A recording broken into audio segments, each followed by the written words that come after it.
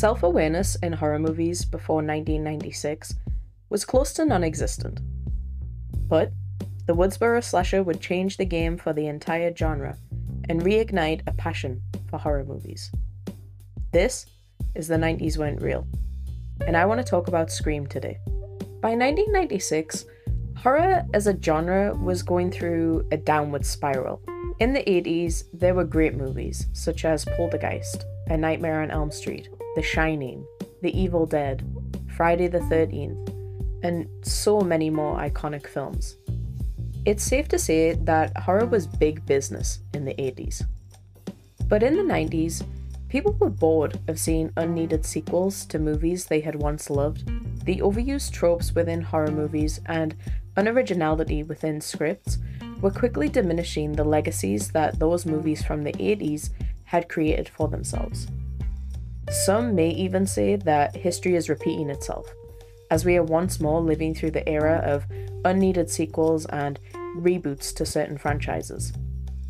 I am looking at you, Halloween, and Jamie Lee Curtis, because enough is enough. Let's put the Michael Myers mask down for good now. We've had enough. We've seen it all. Let it go. But I'm not saying that all horror films from the 90s were terrible. In fact, I love Silence of the Lambs, Misery, and Jacob's Ladder just as examples of movies that came out before Scream. But for me, these movies are not horror in terms of being physically scared. For me, they lean more toward the thriller genre, which is perfectly fine, but showcases how horror was on the decline or on the back burner, and thrillers began to completely take over. In 1994, Bob Weinstein, yes, brother of disgusting and grotesque individual Harvey Weinstein, started a division of Miramax, which was called Dimension Films. You've probably seen the logo at the beginning of Scream if you've watched the movie. Dimension Films was made to produce and release independent films and genre movies, specifically horror and science fiction films. A script with the title Scary Movie one day fell into the lap of a producer at Dimension Films, and they were amazed by it. So much so, they took it to Bob Weinstein and told him to purchase the rights to it. However, Weinstein didn't like the title as he felt it was too obvious and on the nose. Thus, it was changed to Scream, which was weirdly inspired by the song Scream by Michael and Janet Jackson. That's just a fun little fact for you for today. However, Scary Movie as a title will sound familiar, as it was picked up 4 years later by the Wayans brothers when they chose to parody Scream in what is an equally brilliant comedy film. The writer of the script was Kevin Williamson, who, if you don't know, ended up going on to write I Know What You Did Last Summer, Dawson's Creek, and The Vampire Diaries, among many other projects. When Williamson initially tried to sell the script, he was told it would be impossible. There was simply too much gore and graphic detail within the script that people thought it would end up going nowhere. Bob Weinstein, however, knew who he wanted to direct Scream: Wes Craven. The same Wes Craven known for the A Nightmare on Elm Street franchise, The Hills Have Eyes, and The Last House on the Left, to name just a few projects. Wes Craven was simply an icon of the horror genre. I think you would struggle to find anybody who would disagree with that. However, at the time, he was going through a transitional period in his career and was considering distancing himself from the horror genre as a whole, as he found it to have inherent misogyny and violence within it. He was also busy developing a remake of the movie The Haunting, a 1963 British horror film, but this project eventually fell through. When he found out that Drew Barrymore had signed on to Scream, he became interested. To fully understand Scream though, you have to circle back to that self-awareness aspect that I mentioned at the beginning of the episode. Horror tends to rely on cliches. For example, no matter the type of house a character is within, the basement will always be spooky. Or, when a character tries to call for help, they magically won't have signal. These cliches help you as an audience understand and feel the atmosphere that is being conveyed on screen. It helps you connect with the characters and feel like you are the person on the screen. You wonder, what would I do in this instance? How would I react to this situation? It really makes you think. Scream, on the other hand, acknowledges those cliches fairly openly. Take the character of Randy, for example. There's a scene in the final act of the movie where he quite literally tells the partygoers the rules of horror movies. Do they listen? No, because teenagers are stupid, and Scream has to fall into the category of cliche too. As Randy would say, it's part of the rules. Another great example of this ties back to Drew Barrymore. In the opening act of the movie, her character is being chased by Ghostface.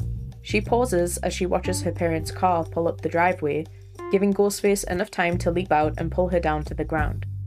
You'll find that whenever a character in a horror film begins to run, they either trip or hesitate long enough for the antagonist to catch up to them or dispose of them. Thankfully with Scream, being open about the cliches and almost poking fun at them ended up greatly intriguing audiences. I am about to spoil a nearly 27-year-old movie for you, so if you don't want to hear that, that's too bad. But killing off Drew Barrymore's character, Casey Becker, was a massive risk too. Drew Barrymore was a huge star at the time. Having her name attached to your new horror franchise was a big deal, and audiences naturally assumed that she would be the protagonist. She was set to play the role of Sidney Prescott, but other commitments meant that she had to turn it down. Dimension Films, Bob Weinstein, and Wes Craven would have suffered a major blow had she not insisted on staying signed on to the project, just in a different role, playing Casey Becker. You know, the character that gets killed off in the opening scene. I don't think it can be summed up how influential Drew's decision would end up being, but it paid off in the end. Moviegoers could have walked out and told their friends, hey, just so you know, Drew dies in the first 15 minutes, so I wouldn't bother going. And people may never have gone to watch Scream. Instead, they loved the feeling of, I don't know what is going to happen next. Upon reflection, or watching the movie with 2023 lenses, won't give you this same feeling, just as an FYI, but this was a big deal in 1996. Horror movies tend to hire unknown or small actors. The genre was for many years considered a step down for big Hollywood names due to the low budget a lot of horror movies had and the negative reviews many of them gained upon release. Unless of course you were tied to a Stephen King project, that was a whole other ballgame. But again, Drew Barrymore was huge, so interest in Scream naturally catapulted. Neve Campbell was eventually cast as Sidney Prescott instead, and she too was not exactly unknown. Campbell had already starred in The Craft, which in itself is a great 90s horror film. You should go watch it if you haven't. And it also starred Skeet Ulrich, who plays Billy Loomis, Sidney's boyfriend. So these two, they were pretty known. You know, they probably weren't on the level of Drew Barrymore, but people knew who they were. Another more recognizable actress ended up in the role of Gale Weathers. Courtney Cox was starring in Friends at the time, which is arguably the biggest sitcom to come out of the 90s, and therefore, the usual way of casting for horror movies doesn't fit with Scream. They took a different route, and it paid off in the end. Rose McGowan, Matthew Lillard, David Arquette, and Jamie Kennedy completed the rest of the main cast, as Tatum Riley, Stu Macker, Officer Dewey Riley, and Randy Meeks respectively, all of whom had varying levels of fame behind their names. The movie took 8 weeks to film and had a budget of $15 million. It was released on December 20th, 1996, and the date of the release was somewhat of a gamble too, as it was the Christmas period and more seasonally accepted movies were more prevalent. People weren't really going to see a slasher film at Christmas, they were more likely to go see the Santa Claus. However, Weinstein insisted they stick with it as he wanted to cater to teenagers who had nothing interesting to watch during the December period. The movie went on to make $173 million at the box office worldwide and changed the horror genre and movies that followed it. When you watch Scream today, there are some details and scenes from the movie that still feel particularly horrifying.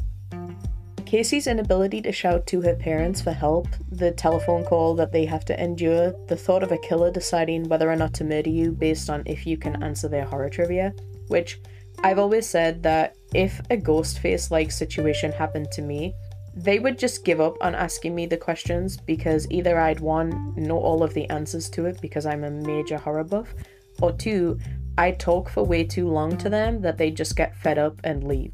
So it would be one or the other. Either I'd be killed or they'd get bored with me and just say, you know what, fuck it, we're going. We'll find somebody else to kill today. Then there are the creative aspects. I don't think I've ever seen a horror movie death quite as inventive as Tatum's demise. I mean, the poor girl was killed in a doggy door. I sure as hell would not like to go out due to a doggy door. Like, that's wild. Of all the ways to be killed, that's pretty brutal. The twist that there are 2 killers instead of 1 at the end, and that Stu is basically just acting out of peer pressure, says a lot about how society functioned at the time, and continues to do so. A lot of people do things simply because they see others doing it too, and their brain tricks them into believing that that's the right course of action for them. Once Scream was released, the movies in the horror genre began to change. Not only did a sequel to Scream come out the following year, but so did movies such as Cube, which deserves an episode in its own right, as that is a very unique kind of horror film. 1998 saw Ring being released, which is incredible, but I've always felt that Japanese horror is just a touch above, in my opinion. They are ahead of the meta, let me tell you. There was also urban legend Bride of Chucky, which, although is a sequel and falls into that category I mentioned earlier of are they unneeded or not, they took a different route with it and added in more comedy.